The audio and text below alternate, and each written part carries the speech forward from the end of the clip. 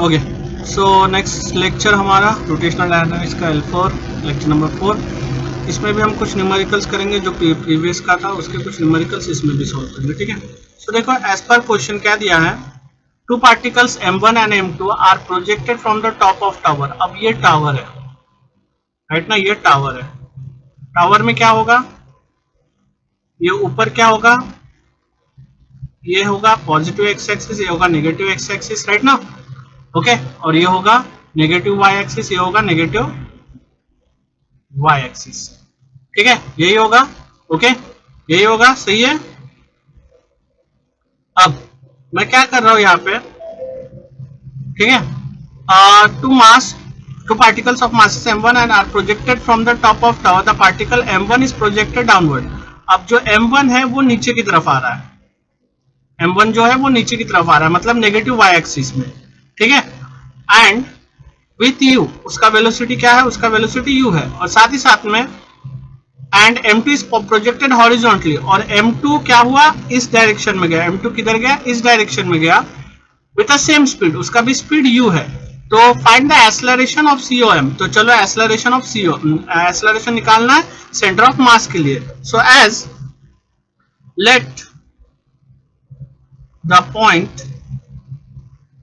Of projection, ये जो point of projection है, मतलब यहां से हमने छोड़े हैं, ठीक है, projection is taken as origin, is taken as origin, ठीक है, एंड डाउनवर्ड डायरेक्शन क्या होगा आपका, डाउनवर्ड डायरेक्शन होगा negative y axis, negative y axis. तो चलो क्या क्या बना फिर, एक्सेलरेशन ऑफ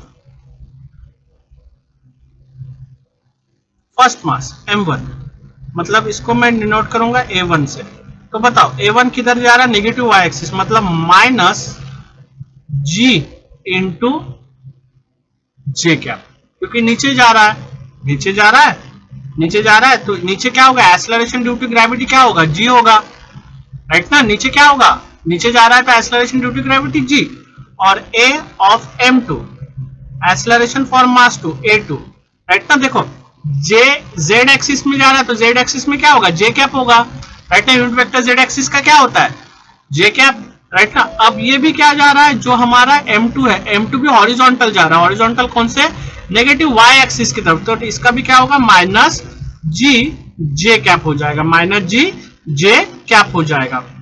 सो आप लोगों को देन एसीएम का फॉर्मूला पता है, क्या है एसीएम का formula, m1 a1 plus m2 a2 upon m1 plus m2। therefore ACM क्या बनेगा फिर, ACM इक्वल्स टू, वैल्यूज डालेंगे हम m1 राइट ना, m1 a1 की वैल्यू क्या है, minus g into j cap plus m2 minus g into j cap upon m1 plus m2, m1 plus m2। तो देखो यहाँ पे क्या आ रहा है, माइनस जी अगर आपने कॉमन निकाल लिया, राइट ना, माइनस जी जे कैप अगर कॉमन निकाल लिया आपने, तो एसीएम क्या बचता है, माइनस जी जे कैप अगर कॉमन निकाल लिया तो क्या बचता है, m1 प्लस m2 बचता है upon m1 plus m2। m1 plus m2 get cancel out, ठीक है ना, m1 plus m2 get cancel out. Final answer क्या बन रहा है, क्या बन रहा है, माइनस जी जे कैप। मतलब क्या हो रहा है, जो इसका एक्सेलरेशन ड्यू टू ग्रेविटी रहेगा वो क्या होगा, वाई एक्सिस में लाई करेगा, नेगेटिव वाई एक्सिस पे ही कहीं ना कहीं इसका एक्सेलरेशन ड्यू टू ग्रेविटी लाई करेगा। समझ आ गया यहाँ तक first question, I think yes सबको समझ में आया होगा, राइट। चलो बढ़िया, ठीक है, चलो नेक्स्ट क्वेश्चन पे कूदते हैं। क्या next question, two particles of masses 2m and 3m are placed at a separation of d on a smooth surface। यानी एक स्मूथ सरफेस है आपका, ठीक है, क्या है, स्मूथ सरफेस, ऐसा एक स्मूथ सरफेस है। यहाँ पे क्या है, ये एक सपोज 2m है और ये सपोज 3m है, दोनों को एट ए डिस्टेंस d पे रखा गया है, एट ए डिस्टेंस d पे रखा गया। They move towards each other due to mutual attractive force. तो ये भी इस तरफ अट्रैक्ट हो रहा है, ये भी इस तरफ अट्रैक्ट हो रहा है। ठीक है, find acceleration of cm, velocity of cm, मतलब क्या फाइंड अप करना है, सेंटर ऑफ मास वेलोसिटी। ठीक है, वेलोसिटी के लिए cm फाइंड अप करना है, एक्सेलरेशन के cm। When the separation becomes d/3, और एक क्वेश्चन पूछा गया कि सेपरेशन अगर d/3 होता है, at what distance from the initial position mass 2m the particles collide, तो कौन से डिस्टेंस पे 2m कोलाइड होगा। तो आप लोगों को पता है अभी यहाँ पे कोई फोर्स नहीं दे रहा है, एक्सटर्नल फोर्स नहीं, म्यूचुअली अपने आप आ रहा है। अब हमने देखा है, ठीक है, पहला क्वेश्चन सॉल्व करें, यहाँ पे कोई एक्सटर्नल फोर्स नहीं दे रहा है, म्यूचुअली आ रहा है। कैसा आ रहा है बेटा, म्यूचुअली। तो बिना एक्सटर्नल फोर्स दिए, इन absence of external force, in absence of external force, अगर हमने कोई फोर्स नहीं दिया बाहर से, ठीक है, तो क्या होगा, एक्सेलरेशन एफ एक्सटर्नल 0 होगा, फोर्स ऑफ एक्सटर्नल क्या होगा, 0। अगर फोर्स 0 है मतलब क्या है कि एक्सेलरेशन 0 है, इसीलिए उसका फोर्स 0 आया है। ठीक है, समझ में आ गया, क्योंकि what is F, F is equals to m into a. अब हम बाहर से अगर इसको धक्का ही नहीं दे रहे, अगर म्यूचुअली अंदर से अंदर वो हो रहा है, तो क्या होगा, f0 होगा। f0 होगा मतलब इनडायरेक्टली एक्सेलरेशन भी 0 होगा। सेकंड क्वेश्चन क्या पूछा गया है, velocity of cm। So velocity of cm क्या होगा, एक्सेलरेशन 0 है मतलब वेलोसिटी भी 0 है, या राइट ना, वेलोसिटी कांस्टेंट है। एक्सेलरेशन क्या होता है, dv/dt, राइट ना। एक्सेलरेशन 0 कब बनेगा, जब वेलोसिटी क्या रहेगा, वेलोसिटी कांस्टेंट रहेगा तब, राइट ना, वेलोसिटी कांस्टेंट रहेगा तब एक्सेलरेशन 0 बनेगा ना, डेरिवेटिव। ओके, तो यहां पे क्या बता रहा है, यहां पे initially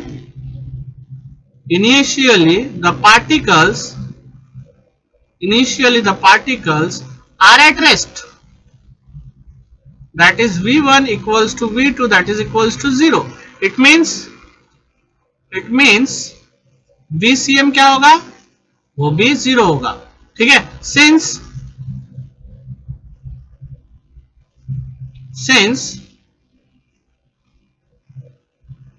c if external equals to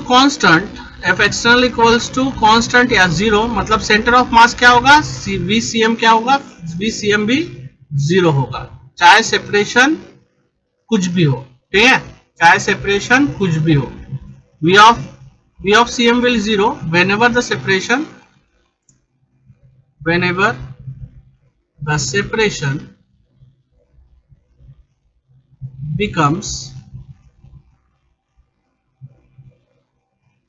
d/2, d/3 या एक्सेट्रा कुछ भी हो। अरे जब तक हम देंगे ही नहीं तब तक वेलोसिटी 0 ही होना है भाई, वो तो बोलने वाली बात है ही नहीं।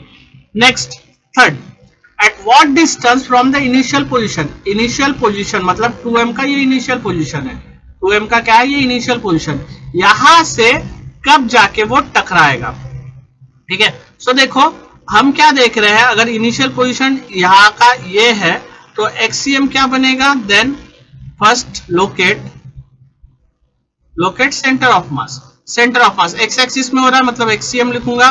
व्हाट इज एक्सीएम, एक्सीएम क्या हो जाएगा, m1 x1 plus m2 x2 upon m1 plus m2।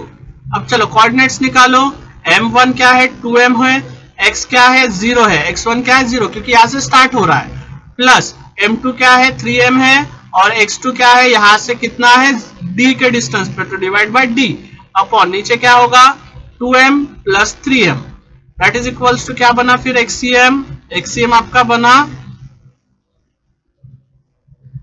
ठीक है, x ऑफ cm कितना बना आपका, ये 0 बन गया, 3md और नीचे कितना बना 5md, नहीं md नहीं है, m है, तो कितना बना 3/5d पे। ठीक है, xcm कितना बना आपका 3/5d पे फ्रॉम m1। ठीक है, m1 से इतने दूरी पे जाके वो जाके दोनों कोलाइड होंगे, यहां से d/5 3d/5 मतलब सपोज यहां पे जाके दोनों क्या होंगे, इस पोजीशन पे दोनों जाके कोलाइड होंगे। समझ आया क्या बेटा, क्वेश्चन आया क्या समझ में, चलो वेरी गुड।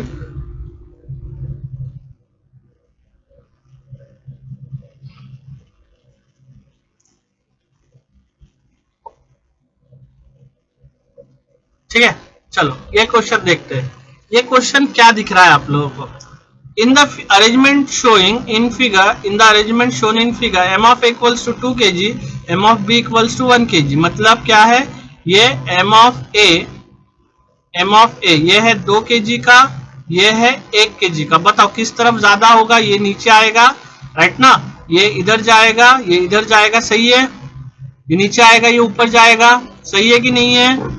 राइट ना? मतलब एक्सेलरेशन इस डायरेक्शन में हो रहा है, सही है ना? वजन जिस तरफ उस तरफ होगा कि नहीं होगा? हेलो, होगा? होगा ना? एक्सेलरेशन इस डायरेक्शन में होगा। तो सबसे पहले आप फोर्स निकालो, total pulling force. Pulling force क्या होगा? नेट पुलिंग फोर्स, राइट ना? आपको क्या निकालना है? फाइंड द एक्सेलरेशन, ए निकालना है, ठीक है?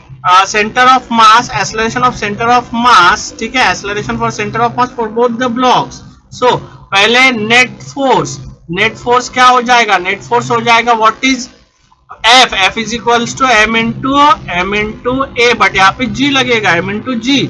सो किसका माइनस किसका लगेगा यहाँ पे? एम ऑफ ए, ठीक है? M of a minus m of b into g लगेगा। दैट इज इक्वल्स टू क्या होगा? बताओ जल्दी। 2 माइनस 1 इंटू जी। सो एफ किसके बराबर हो गया? एफ हो गया नेट फोर्स किसके बराबर हो गया?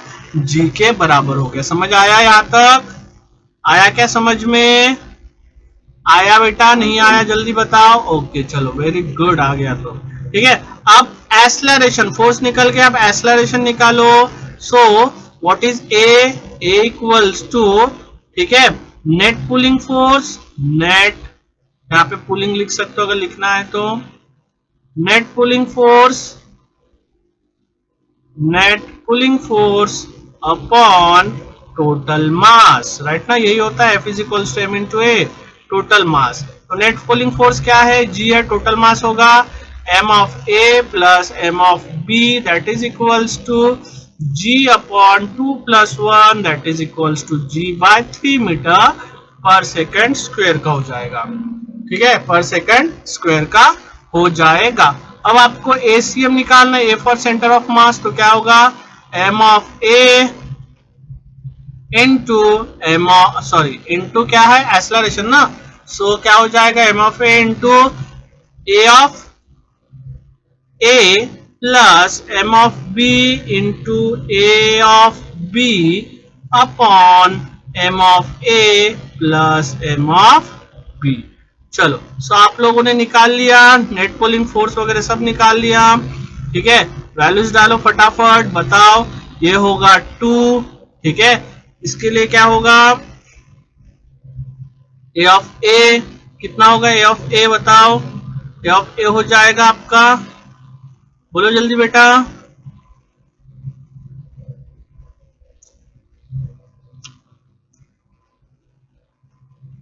टोटल हो गया ना?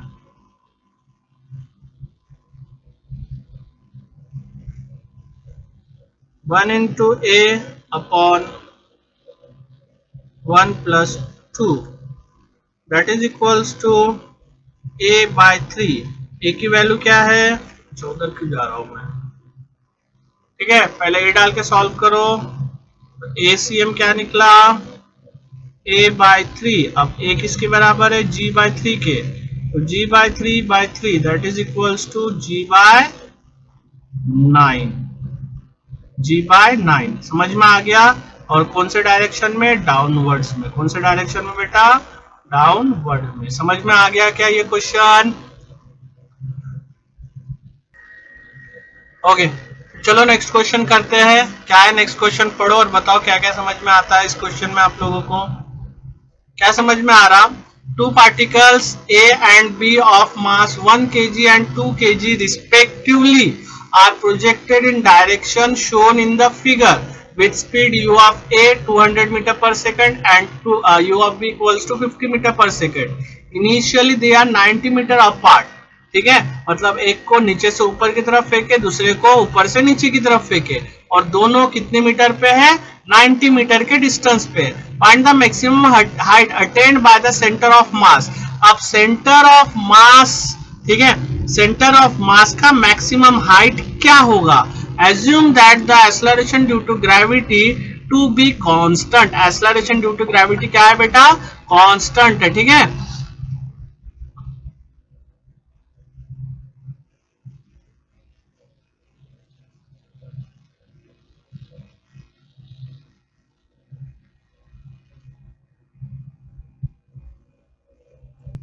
ओके चलो, सो इसका हमें क्या करना है, सबसे पहले हमें निकालना है कि क्या किसके बराबर है, ठीक है, क्या किसके बराबर है, क्योंकि हमें आर हमें पता है दोनों का position r of A plus are of B कितना बनता है, 90 बनता है, ठीक है, are of A plus are of B 90 बनता है। अब हम क्या इस्तेमाल करेंगे यहाँ पे, कंजर्वेशन एनर्जी का इस्तेमाल करेंगे। गिवन क्या दिया है कि इन दोनों का डिस्टेंस यानी R of A plus are of B कितना दिया है बेटा, 90 दिया है। Are of A plus are of B कितना दिया, 90। बाय कंजर्वेशन ऑफ एनर्जी के मुताबिक M of A into R of A equals to M of B R of B, या फिर आप वो भी बोल सकते हो कौन सा, M is inversely proportional to R वाले फॉर्मूले से, ठीक है। क्या हो जाएगा, यहाँ पे एम ऑफ ए है हमारा 1, आर ऑफ ए हमें नहीं पता, एम ऑफ बी पता है, एम ऑफ बी का मास कितना है, एम ऑफ बी यानी 2 kg यानी 2 इंटू आर ऑफ बी कितना है बेटा, नहीं पता हमें। So are of a upon r of b is equals to क्या है, 2/1 है, क्या है 2/1, या फिर हम क्या बोल सकते हैं कि आर ऑफ बी जो है, आर ऑफ बी है 2 times r of A, 2 times r of a. So ये इक्वेशन 1 निकल गया बेटा, ये इक्वेशन नंबर 2 निकल गया, ठीक है। अब आप लोग इसमें से निकाल सकते हो वैल्यूज डाल के, R of A R of B की वैल्यू पहले निकालो। R of A 2 is twice है आर ऑफ बी का, मतलब इसमें डालो from 1 and 2, from equation 1 and 2। So यहाँ पे क्या डालो, आर ऑफ बी के जगह पे R of A plus twice R of A equals to 90। So are of A कितना निकला, 3 R of A equals to 90। So are of A कितना निकला आपका आर ऑफ ए निकला 90/3, दैट इज इक्वल्स टू कितना, 30 मीटर आर ऑफ बी। अगर are of A 30 metre निकला तो आर ऑफ बी कितना निकलेगा, सीधी सी बात, आर ऑफ बी कितना निकलेगा, दोनों मिला के 90 है, 30 गया। सो 90 माइनस 30 कितना बचा, 60 मीटर का। समझ में आ गया डिस्टेंस, समझ में आ गया डिस्टेंस, राइट ना, आ गया क्या बेटा, हाँ।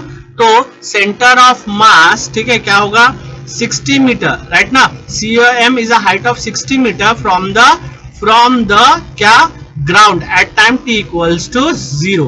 Eight time t equals to 0 पे वो क्या होगा, 60 मीटर पे सेंटर ऑफ हाइट होगा, मतलब यहां से 60 मीटर यानी यहाँ पे t इक्वल्स टू 0 पे CM सेंटर ऑफ मास कितना होगा, सेंटर ऑफ मास का हाइट कितना होगा, हाइट होगा 60 मीटर पे, ठीक है। समझ में आ गया, समझ में आ गया क्या, हाँ ना बोल दो। ओके अब इसको हम आगे सॉल्व करेंगे। अब एक्सेलरेशन निकालेंगे, उसके बाद 60 मीटर तक चढ़ने के लिए हमें कितना हाइट जरूरी है, फिर उसके बाद हम उसको सॉल्व करेंगे, ठीक है। तो सबसे पहले निकालो, उसको आगे सॉल्व करना है, तो इसको आगे सॉल्व करना है तो बेटा कैसे करेंगे हम, सबसे पहले, ठीक है ना, सबसे पहले इसका ACM निकालेंगे। ACM क्या है, ACM इक्वल्स टू क्या होता है, MA of A plus MB A of B upon M of A plus M of B, ठीक है। M of A equals to M of B।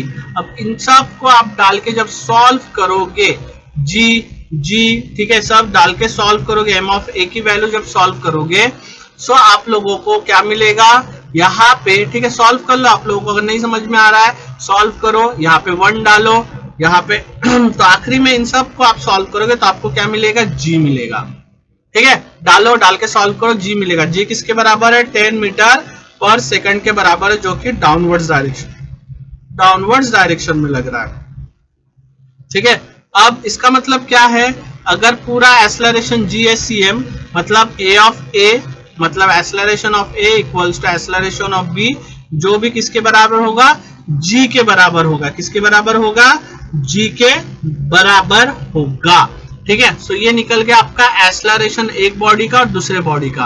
अब आपको निकालना क्या है, अब आपको निकालना है नीचे से जब हमने ऊपर फेंके, नीचे से जब हमने ऊपर फेंके तो उसका वेलोसिटी क्या था। Now velocity for centre of मास, जिसको हम VCM लिखते हैं बट नीचे से फेंक रहे इसीलिए U लिखते हैं।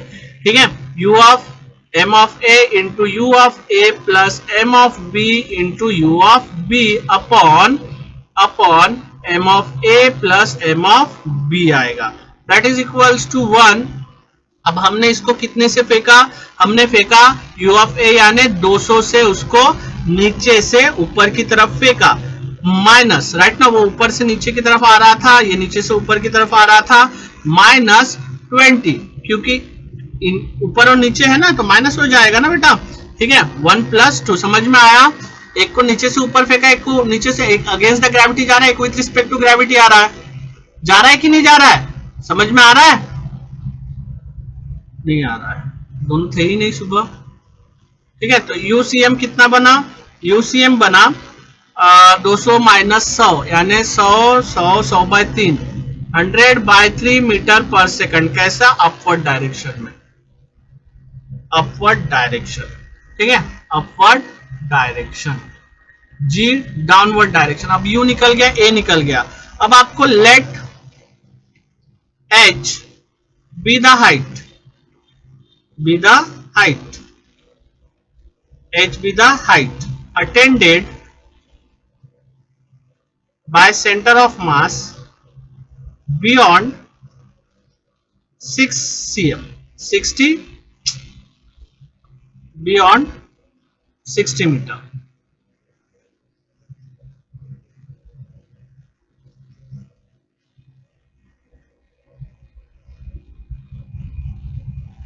ठीक है, nominal time t equals to 0 पे इतना था, राइट ना, 60 मीटर। अब क्या कर रहे हैं हम, जब उसको फेंक रहे तो इधर उधर ट्रैवल करने के लिए उसको टाइम लग रहा है, तो वो टाइम के बाद उसका क्या होगा, वो थोड़ा सा ऊपर शिफ्ट होगा या थोड़ा सा नीचे शिफ्ट हो सकता है, लेकिन सीधी सी बात है ऊपर ही शिफ्ट होगा। ठीक है, तो आपको पता है V स्क्वायर CM, ठीक है, third equation equals to U square CM plus 2 into AS, तो ACM इंटू H लिखूंगा। ठीक है, तो H सेंटीमीटर से आगे बढ़ा, तो वेलोसिटी फाइनल 0 का स्क्वायर इक्वल्स टू ये कितना होगा, 100 बाय 3 का स्क्वायर माइनस 2 इंटू A कितना निकाले थे हमने, 10 इंटू H, तो H कितना निकला, H निकला आपका 100 का square upon 180, that is equals to 55.5 metre. So पहले इसका क्या था, मैक्सिमम हाइट क्या अटेंड कर सकता है, maximum height attended by COM is, पहले H is equals to 0, right ना, S 60 था, अब जब थोड़ा सा उसको आगे बढ़ाए तो 55 point.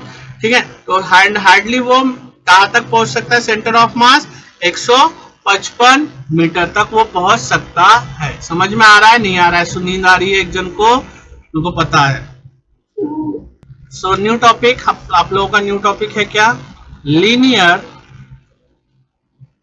Momentum of a system of particles, linear momentum of system of particles. ठीक है,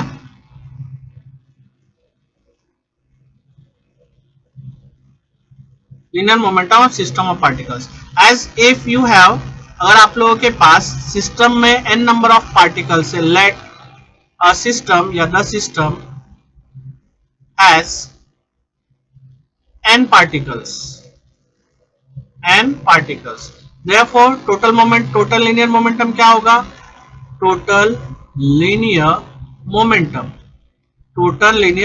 मोमेंटम क्या होता है, P equals to M into B होता है, पता है आप लोगों को, राइट ना। सो n नंबर ऑफ के लिए क्या होगा, P equals to P1 plus P2 plus P3 plus so on plus P of n। अब P इक्वल्स टू क्या था आपका, M इंटू बी, सो P1 के लिए क्या होगा linear momentum, P equals to m1 v1 plus m2 v2 plus m3 v3 plus so on plus m of n v of n हो जाएगा कि नहीं हो जाएगा? हो जाएगा कि नहीं हो जाएगा? बट ठीक है, equation number 1 as by concept of COM, concept of COM हमें पता है, क्या पता है कि VCM को हम क्या लिखते हैं? VCM को हम क्या लिखते हैं बताओ? VCM को हम क्या लिखते हैं? कैसे लिखते बताओ? m1 v1 plus m2 v2 plus m3 v3 plus so on plus m1 vn by capital M। ऐसे लिखते हैं हम, ऐसे लिखते हैं ना, m1 plus m2 plus m3 and capital M। सो अगर हमने कैपिटल M को इधर ले लिया, सो MVCM इक्वल्स टू क्या होगा? m1 v1 plus m2 v2 plus m3 v3 plus so on plus mn vn। ये हो गया इक्वेशन नंबर 2। अब दोनों को compare 1 and 2, comparing equation 1 and 2 compare करो। देखो इसका क्या है, ये दोनों सेम है, मतलब ये भी सेम है। सो P की इक्वल्स टू क्या लिख सकते हैं? टोटल लीनियर मोमेंटम, ठीक है, वैसे ये हो चुका है आप लोगों का, is equals to P that is equals to capital M V of CM। ठीक है, ओके, ये आता है आपका, ठीक है, ये आता है आपका फॉर्मूला मोमेंटम का with respect to velocity for COM। ठीक है, समझ में आ गया। और आप लोगों को एक फॉर्मूला तो पता ही है, रिलेशन क्या था बेटा? रिलेशन क्या था? P equals to root of 2m के काइनेटिक एनर्जी और मोमेंटम का था ना, याद है ना? नहीं है? याद है कि नहीं है? जल्दी बोलो, है ना? चलो, वेरी गुड। अब हम करेंगे, ठीक है, ये हो गया linear momentum of system of particles. Okay, linear momentum of system of particles हो गया। इसके बाद हम देखेंगे conservation of linear momentum for system of particles. So next topic हमारा क्या है? Conservation of linear momentum for system of particles, for system of particles.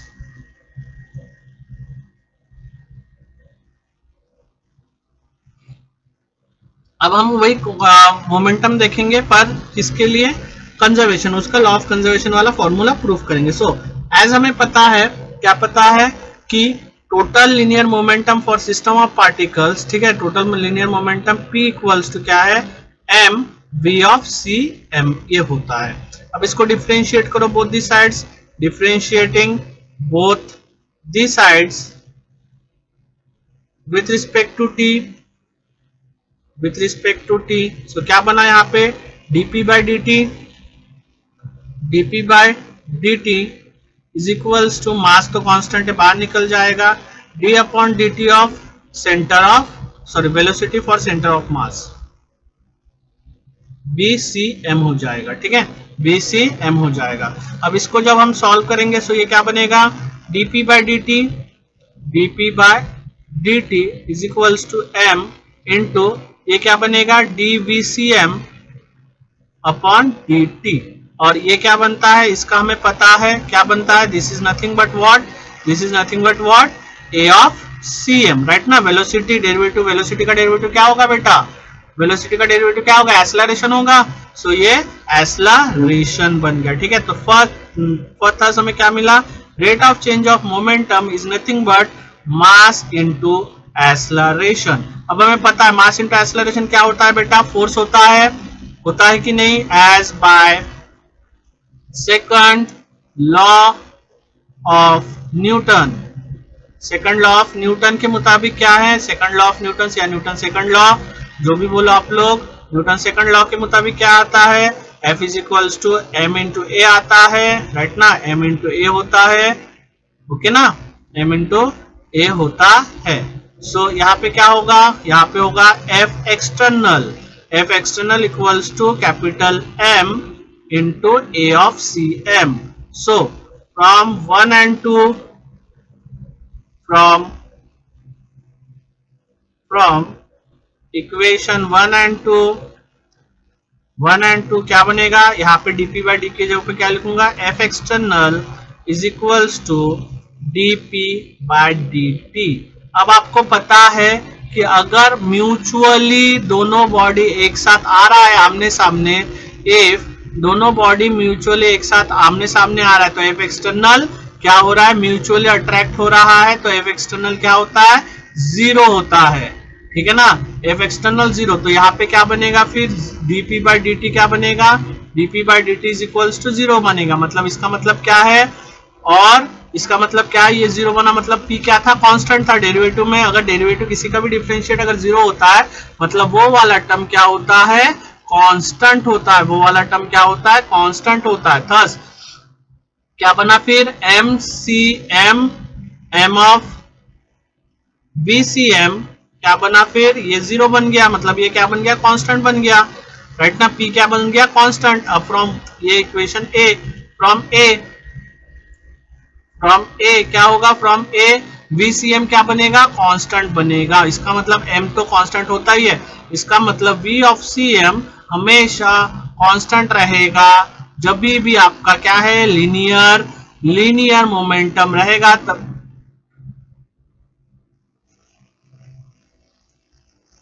यहाँ पे क्या देखे थे हमने कि VCM कांस्टेंट रहेगा, मतलब था हमें क्या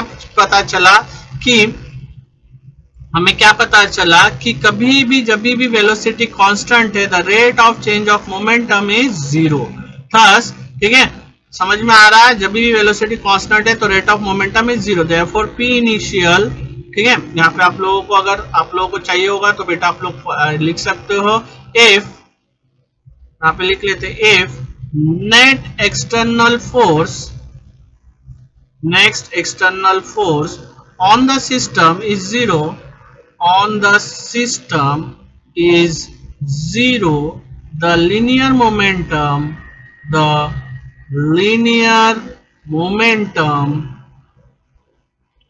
of the system is constant,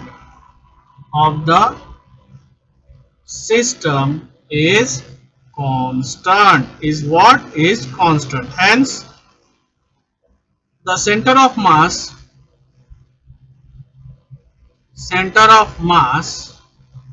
will move with constant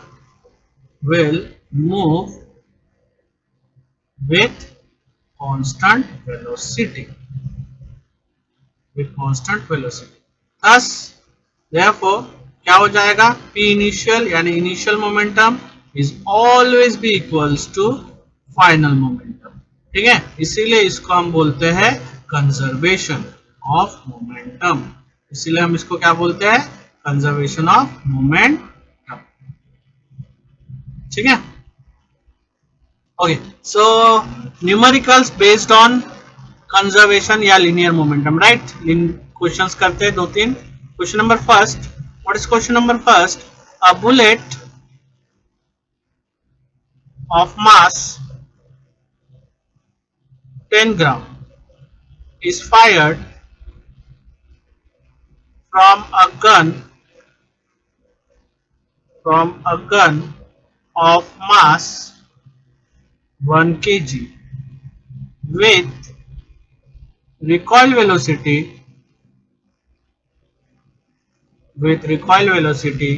of gun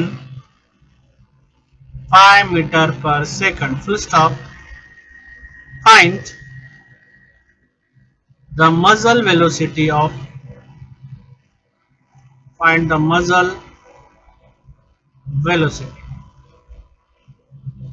बिल्कुल इजी क्वेश्चन है। आप लोगों के पास मास, दो मास दिया है, एक वेलोसिटी दिया है, तो law of conservation of momentum लगाओ।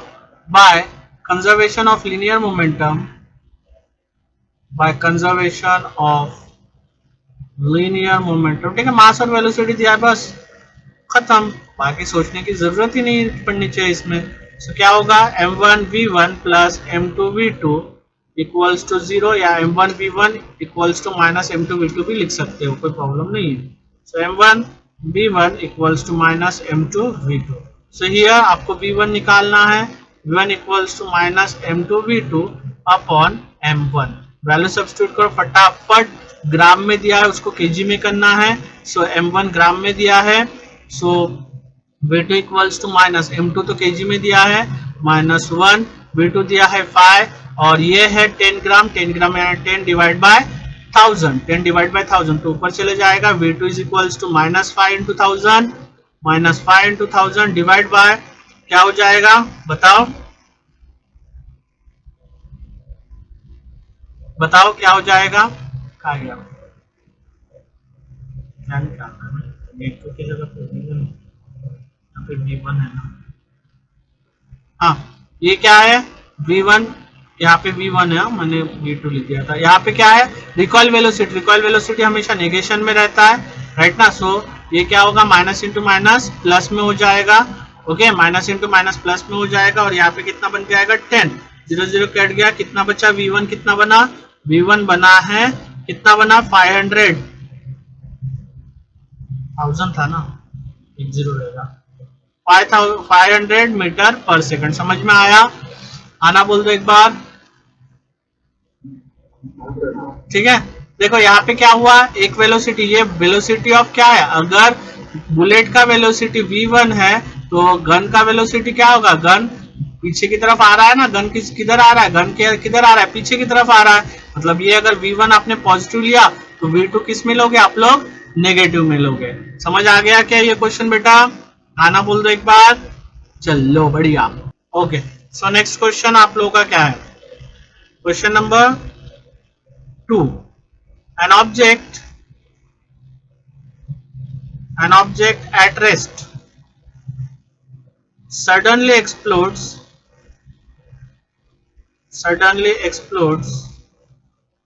into three parts।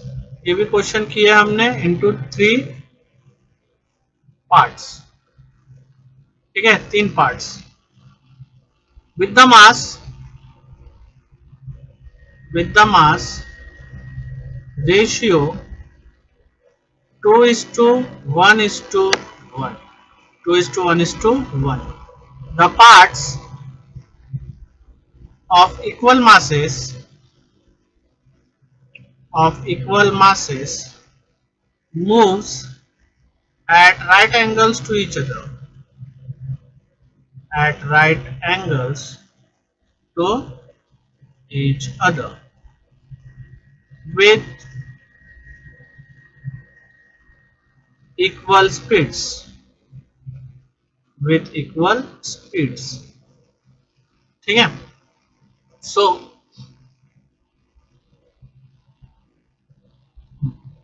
what is the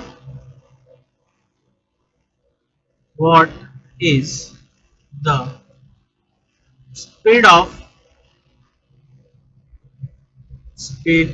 of the third part after explosion, third part after explosion। so इसमें भी law of conservation of momentum, लेकिन जो तीसरा रहेगा 1 2 3, ठीक है, ये इसका रिजल्टेंट रहेगा, राइट ना, ये इसका रिजल्टेंट रहेगा।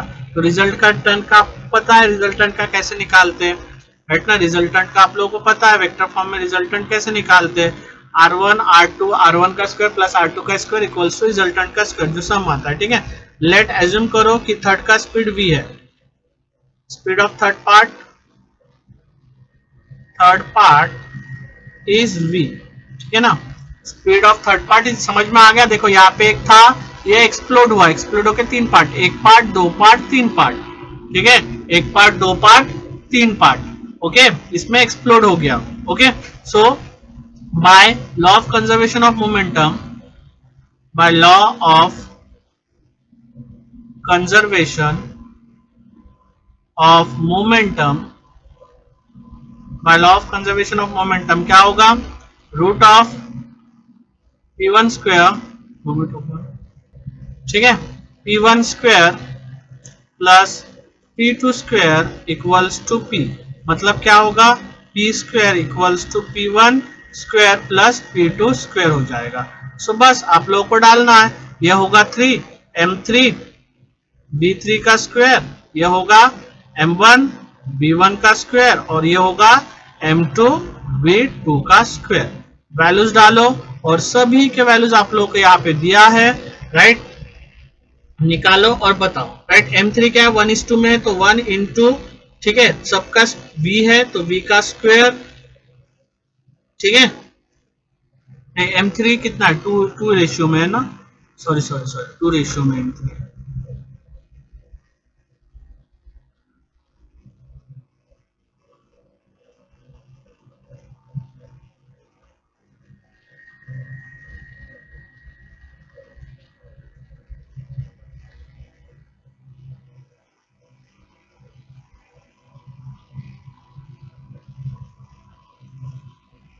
ओके, सो ये क्या आएगा, 2m इंटू B3 का square equals to m b का स्क्वायर प्लस m b का स्क्वायर। सो क्या क्या बना, 2 का स्क्वायर कितना बना 4, m स्क्वायर, B3 का स्क्वायर, यहाँ पे बना m square b square plus m square b square. So क्या क्या बना बेटा यहाँ पे, 4m स्क्वायर B3 का स्क्वायर इक्वल्स टू ये क्या बना, 2m स्क्वायर b स्क्वायर। अब लेके आओ इधर, B3 को इधर रखते हैं, बाकी सबको इधर लेके आते हैं, 2m square b square upon 4m square. So क्या क्या कट गया, ये कट गया, ये कट गया, 2 बना। सो यहाँ पे क्या बचा, V3 equals to b square by 2, ठीक है, V3 का स्क्वायर। सो V3 क्या बना, V3 equals to square root इसका स्क्वायर रूट, तो v का v बन जाएगा 2। सो ये बन गया उसका क्या, थर्ड वाले का वेलोसिटी। समझ आ गया बेटा, समझ आ गया, चलो। सो यहाँ तक आज के लिए।